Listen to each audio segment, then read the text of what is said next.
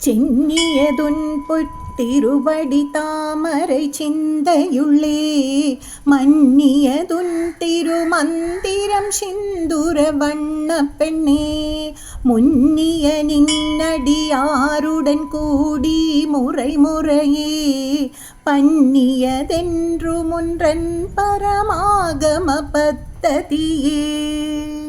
இந்த பாடலில் அபிராமி பட்டர் தன் தலையில் சதா காலமும் வீற்றிருப்பது அபிராமியின் பொலிவான திருவடி தாமரைகள் என்று கூறுகிறார். அம்பாள் திருவடி ஞானம், தலையில் இருக்க வேண்டியதுதான் ஞானம். ஆகவே அபிராமி திருவடி ஆகிற ஞானத்தை நம் தலையில் சூட்டிக்கொள்ள வேண்டும். தாமரை போல் உள்ளது அம்பாளின் திருவடி. நமது தலையில் சதா காலமும் அன்னை அபிராமியின் திருவடி பதிய வேண்டும். ஆகவேதான் சென்னியது உன் பொன் திருவடி தாமரை என்று பாடுகிறார். அன்னையின் திருவடியை தலையில் சூட்டிக்கொள்வது முன்னொரு செயல் செய்ததாக செய்ய வேண்டும். அந்த செயல் சதா காலமும் அவளது மந்திரத்தை மனதில் உச்சரிக்க வேண்டும்.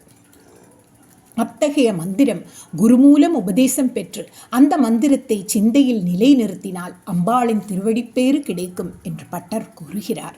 இந்த மந்திர பலம் குருமூலம் பெற்று அதை உச்சரிக்கும் முன் அம்பிகையின் திருவுருவம் தியானம் செய்தால் சிந்தூர வண்ணப்பெண்ணே என்றார். அம்பிகை சிறந்த குங்குமம் நிறமுடையவள். அம்பிகையின் திருமேனி செக்கச்சிவந்த திருமேனி. ஆகவே சிந்தூர வண்ணப்பெண்ணாக பட்டர் தியானித்தார். அம்பிகை சிறந்த கிடைத்த மாணிக்கம்.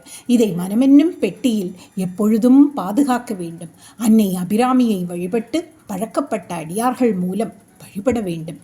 இப்படிப்பட்ட வழிபாடு தான் பத்ததி என்று பெயர். ஸ்ரீ அபிராமி அம்மன் பொன் தாமரை திருவடிகளே சரணம்.